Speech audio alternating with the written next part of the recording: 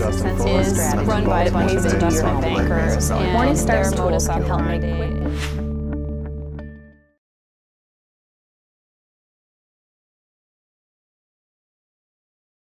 Alors Efigest, c'est une jeune société de gestion. On est à l'Emerging Manager Day. Et parmi les Emerging, on est le petit poussé. C'est une société créée en 2007, avec aujourd'hui un encours de 90 millions d'euros, créée à l'initiative de Jean-Noël Vignon, qui est peut-être dans la salle, je ne le vois pas, et qui a été le fondateur de SICAV Online à la toute fin des années 90. Donc notre créneau, c'est de faire de la gestion active de produits passifs, d'en faire une gestion indépendante des indices. L'autre principe fondateur, c'est selon nous, depuis le début des années 2000, la gestion qui se voulait dite buy and hold, c'est-à-dire j'achète un titre et je le conserve sur le long terme. C'est une époque révolue. C'est pour ça qu'on a voulu absolument faire une gestion flexible. On a voulu également, pour répondre aux attentes des investisseurs, raccourcir les thématiques d'investissement et l'horizon de placement, tout en maintenant, et c'est très important, un cadre cohérent sur le long terme. Notre façon d'appréhender les marchés, c'est qu'on dit souvent les marchés sont efficients. Pourquoi pas? À partir du moment où on prend conscience que ces marchés sont déformés par l'émotion des investisseurs. Et notre travail quotidien, c'est de chercher là où la déformation est la plus importante pour en tirer profit.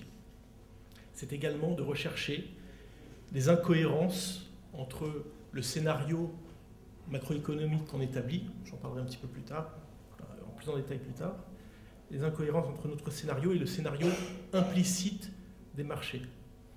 En somme, c'est d'essayer de porter un regard différent sur les événements macroéconomiques, mais c'est largement insuffisant désormais, c'est les événements politiques et géopolitiques. Donc notre outil de prédilection sont les ETF, les futurs également pour couvrir nos portefeuilles, surtout pour des raisons tactiques. Ce sont des outils aujourd'hui que maintenant tout le monde connaît, des outils qui restent innovants et qui ont fait leurs preuves, qui nous permettent de rester concentrés sur notre objectif et la rationalité de notre investissement.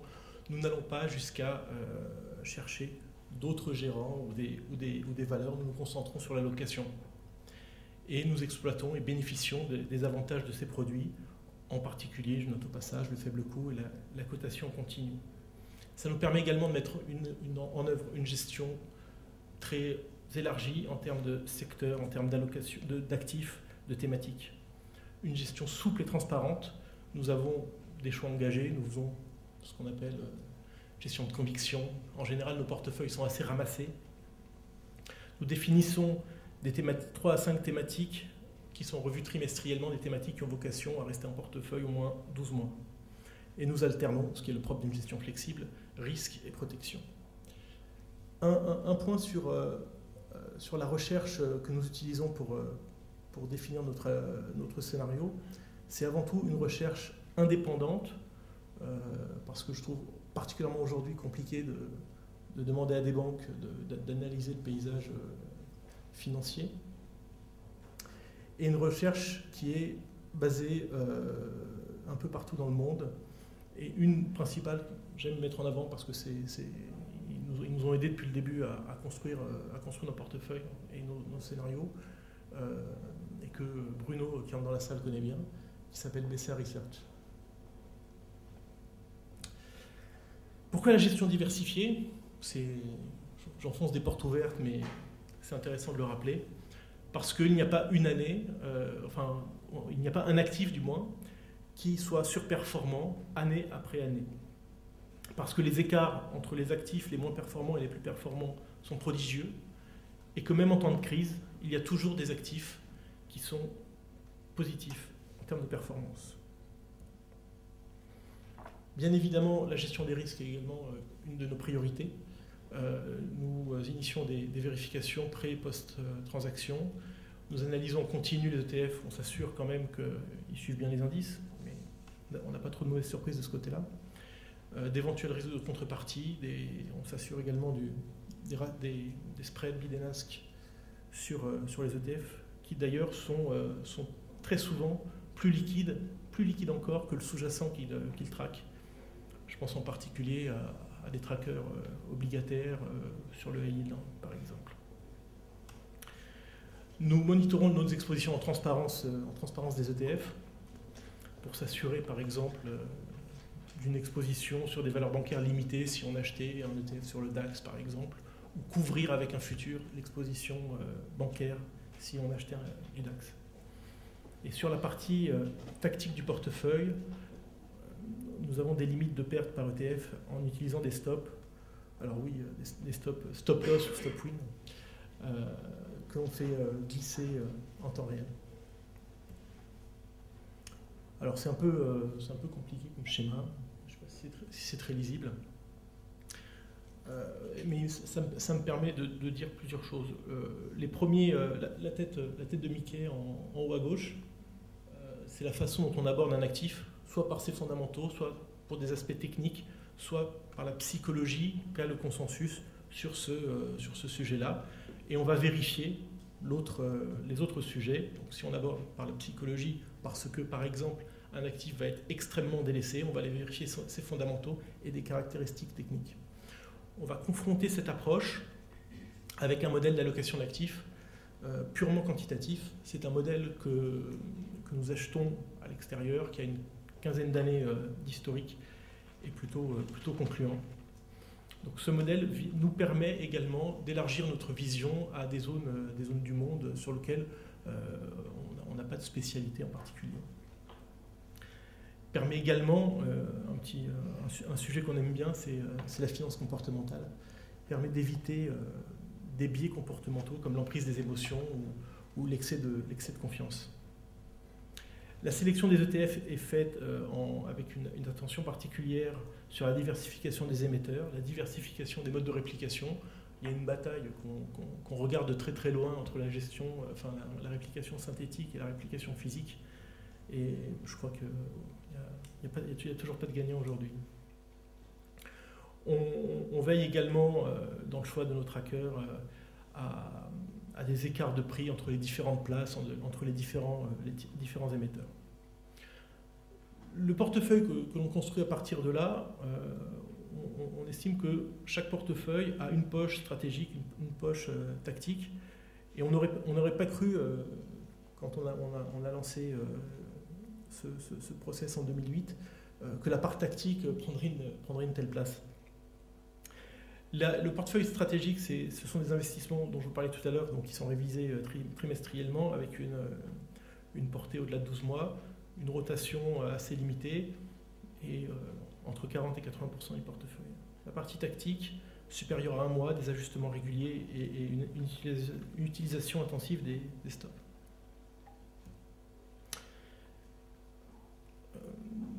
J'en ai fini pour la partie EFIGEST, même si on pourra en parler tout à l'heure si vous voulez. Sur la partie marché financier, je pensais, j'ai quelques slides là-dessus et c'est bien que tu m'as posé la question. Pour nous, le cadre de long terme dont je parlais tout à l'heure, il est le suivant. Depuis 60 ans, les banques centrales ont incité tous les agents économiques à s'endetter parce qu'ils ont été, comme beaucoup de dirigeants, marqués au fer blanc par les événements de la Grande Dépression de 1929. Et que systématiquement, ils ont cherché à faire de la relance, à créer de la liquidité, à baisser les taux, à chaque risque de ralentissement économique. Et de fait, ils ont atteint leur objectif, puisque la volatilité de l'économie s'est extrêmement réduite depuis l'après-guerre. Mais l'endettement s'est envolé, avec en particulier des gouvernements qui auraient dû, mais qui n'ont pas fait, jouer un rôle contracyclique et serrer les budgets au moment où les banques centrales faisaient de la relance. Et nous avons le résultat, c'est qu'au fur et à mesure des relances, les déséquilibres se sont accrus. Aujourd'hui, le processus a atteint ses limites. Ces 60 ans arrivent à leur terme. En 2008 sur les ménages américains, 2011 sur la zone euro, et un jour prochain aux États-Unis. Et au Japon? Excusez-moi. Et au Japon? Et au Japon, une dette encore avec une dette qui est la plus importante, au-delà de 200% du PIB, mais avec la particularité d'être détenu uniquement par des locaux et uniquement en yens. Donc le cadre des marchés dans lequel on va se situer pour les 2 ans, 3 ans à venir, ce sont des États bien moins dépensiers, des banques centrales accommodantes.